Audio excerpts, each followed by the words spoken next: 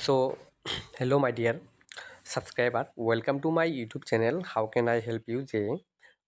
আজি মই ভিডিঅ' এটা দিম বুলি ভাবিলোঁ, যিটো ভিডিঅ'ত আপোনালোকক লগতে আলোচনা কৰিম পলিটেকনিক আৰু ইঞ্জিনিয়াৰিং কৰ্চ আৰু ইঞ্জিনিয়াৰিং কৰ্চৰ বিষয়ে। পলিটেকনিক কৰ্চটো আচলতে কি হয় আৰু ইঞ্জিনিয়াৰিং কৰ্চটো কি হয়। ফাৰ্ষ্টত মই পলিটেকনিক কৰ্চটো এটা 3 years ডিপ্ল'মা কৰ্চ হয় আৰু আফটাৰ ক্লাছ মেট্ৰিক পাছ কৰাৰ পিছতে আপোনালোকে এখন মানে পলিটেকনিক কৰ্চটো কৰিব পাৰে। আৰু ইঞ্জিনিয়াৰিং কৰ্চটো কি হয়, ইঞ্জিনিয়াৰিং কৰ্চটো হ'ল এটা ডিগ্ৰী লেভেল কৰ্চ হয়, যিটো আপোনালোকৰ higher secondary pass with PCM subject লাগিব, ফিজিক্স মেথছ কেমেষ্ট্ৰি ছাবজেক্ট লাগিব, উইথ মিনছ আপোনালোকৰ ছায়েন্স বেকগ্ৰাউণ্ডত হ'ব লাগিব। আৰু আপোনালোকৰ এণ্ট্ৰেঞ্চ দিব লাগিব CEE বা JEE। অসমৰ কাৰণে CEE হয়, আপোনালোকে JEE দি কেন এডমিশ্যন দি কেনে এডমিশ্যন পাব পাৰে। ষ্টেট গভৰ্ণমেণ্ট কলেজ আছে আৰু চেণ্ট্ৰেল গভৰ্ণমেণ্ট কলেজ আছে, যেনেকৈ IIT আৰু ষ্টেট গভৰ্ণমেণ্ট যেনেকৈ AC JEC BBC। আৰু পলিটেকনিক অসমত 26খন পলিটেকনিক কলেজ আছে অসমত। তো as compare to which is better, polytechnic or engineering. চাওক, ইঞ্জিনিয়াৰিংটো এটা ডিগ্ৰী লেভেল কৰ্চ হয়, এটা BTech লেভেল কৰ্চ হয়, বেচেলৰ অফ টেকন'লজি। আৰু পলিটেকনিকটো এটা ডিপ্ল'মা কৰ্চ হয়, চিফ ডিপ্ল'মা কৰ্চ, বহুত ষ্টুডেণ্ট ডিপ্ল'মা কৰে। আৰু ইঞ্জিনিয়াৰিং অসমত 8খন না 7খন কলেজ আছে মাত্ৰ। 7খন কলেজ আছে অসমত, প্ৰাইভেটটো বহুত আছে। তো অভিয়াছলি অসমত গভৰ্ণমেণ্ট আছে আপোনালোকৰ এতিয়া আষ্টুৰ আণ্ডাৰত 8খন কলেজ আছে। তো সেয়া মই ভাবিলোঁ আপোনালোকৰ যদি কনফিউজ হয়, এতিয়া পলিটেকনিক কৰাৰ পিছত আপোনালোকে কোনটো ব্ৰাঞ্চ বেটাৰ হ'ব পলিটেকনিকত, মই আপোনালোকক দেখাই আছোঁ। পলিটেকনিক কৰিলে আপোনালোকে যদি আপোনালোকে অসমত যিটো ব্ৰাঞ্চ চলি আছে ট্ৰেণ্ডত, অসমত মেকানিকেল, চিভিল আৰু ইলেক্ট্ৰিকেল বেছি চলি আছে। চ' আপোনালোকে পলিটেকনিক কৰাৰ পিছত ক'ত বেছি জব ওলায় বা আপোনালোকে ক'ত জবৰ অপৰচুনিটি ক'ত বেছি হয়, আৰু BTech কৰাৰ পিছত বা ইঞ্জিনিয়াৰিং কৰাৰ পিছত আপোনালোকৰ কি হয়। চ' ফাৰ্ষ্টত মই আপোনালোকক এইখন এটা APSC ৱেবছাইটত লৈ আহিলোঁ, আছাম পাব্লিক চাৰ্ভিচ কমিশ্যন। ত' ছাৰ্ভিচ কমিশ্যনত লৈ আহিলোঁ। তো আপোনালোকে চাব পাৰে যিটো জুনিয়ৰ ইঞ্জিনিয়াৰ, অৰ্থাৎ পলিটেকনিক কমপ্লিট হোৱাৰ পিছত আপুনি জুনিয়ৰ ইঞ্জিনিয়াৰিং লেভেল যিবিলাক পষ্ট আছে সেয়াতো এপ্লাই কৰিব পাৰিব। চ' আপোনালোকে ফাৰ্ষ্ট আপোনালোকক দেখাই আছোঁ, পলিটেকনিক কৰাৰ পিছত আপোনালোকে এইবিলাক পষ্টত এপ্লাই কৰে। Junior engineer, junior engineer building public work department. So' ইয়াতে আপোনালোকে চাব পাৰে, ইয়াতে মই দেখাই আছোঁ আপোনালোকক কিমানটা ভেকেঞ্চি ওলাইছে। So' as compare to the BTech, okay. So' আপোনালোকে চাব 650 পষ্ট ওলাইছে। পলিটেকনিক যিবিলাক কৰিছে সিহঁতে এপ্লাই কৰিব পাৰে এজ এ জুনিয়ৰ ইঞ্জিনিয়াৰ হিচাপে। Junior engineer civil under the joint grade of public work root ডিপাৰ্টমেণ্টত। অৰ্থাৎ চাওক 650টা পষ্ট ওলাই, তাৰপিছত জেনেৰেলৰ কাৰণে 396 আছে। চ' এতিয়া কথাটো হ'ল যে পলিটেকনিক কলেজ বহুত আছে অসমত, চেলাৰীটো বহুত ভাল আছে। আপোনালোকে দেখাব পাৰে, চাব পাৰে আপ টু 70,000 টকা।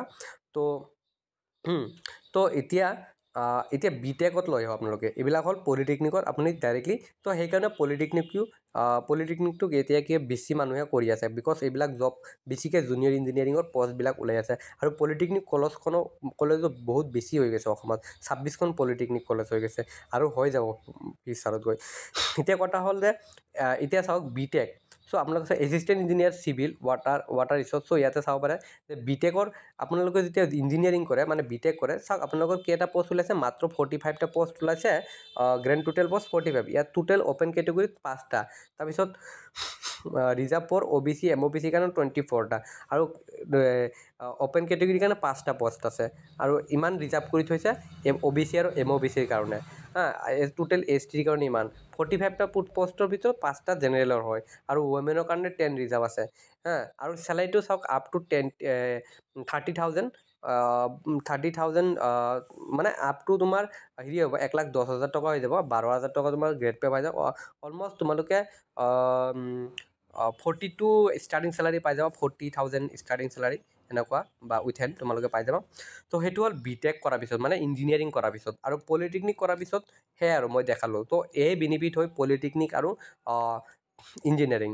চ' ইঞ্জিনিয়াৰিংটো আচলতে আফটাৰ 12ৰ পিছতে কৰিব পাৰি, যিটো হয় আপোনালোকৰ হেৰি ডাইৰেক্টলি বিটেক 4 বছৰ হৈ যাব আৰু আপোনালোকে যদি পলিটেকনিক কৰিছে দেন আপোনালোকে পলিটেকনিক কৰাৰ পিছত আপোনালোকে বিটেকত এডমিশ্যন ল'ব পাৰিব মানে ইঞ্জিনিয়াৰিঙত এডমিশ্যন ল'ব পাৰিব যে আপোনালোকে ডিপ্ল'মা কৰিও আপোনালোকে ইঞ্জিনিয়াৰিং কৰিব পাৰিব অ'কে চ' আচলতে পলিটেকনিক কোৰ্চটো এটা ডিপ্ল'মা কোৰ্চ হয় আৰু ইঞ্জিনিয়াৰিং কোৰ্চটো এটা বিটেক লেভেল মানে বিটেক হয় যিটো ডিগ্ৰী লেভেল কোৰ্চ হয় তো সেয়া কনফিউজন থাকি যায় পলিটেকনিক কৰাৰ পিছত মানে এটা লিমিট থাকি যায় লিমিট মানে কি আপুনি সেইখন পষ্টতে এপ্লাই কৰিব জুনিয়ৰ ইঞ্জিনিয়াৰ যেনেকৈ APSC যি কাৰণে যিটো ওলাই SSC JEE সেইবিলাকত এপ্লাই কৰিব পাৰিব অ'কে চ' এতিয়া কথাটো হ'ল যে পলিটেকনিকটো আচলতে ভাল নাপায় চ' পলিটেকনিক ভাল আপোনালোকৰ যদি পইচাৰ পৰিমাণ কম থাকে আৰু আপোনালোকে ইঞ্জিনিয়াৰিং কৰিব বিচাৰে আপোনালোকে ইঞ্জিনিয়াৰিং লাইনত যাব খুজিছে ইঞ্জিনিয়াৰিং বস্তুটো শিকিব বিচাৰিছে তো আপোনালোকে পলিটেকনিক কৰিব বিচাৰে পইচা পাতি কম পইচা নাই আপোনালোকৰ ইকনমিক প্ৰব্লেম আছে তো আপোনালোকে পলিটেকনিক কোৰ্চ ল'ব পাৰে যেতিয়াকৈ আপোনালোকে প্ৰাইভেটত যাই কিনে আপুনি চাকৰি কৰিব পাৰিব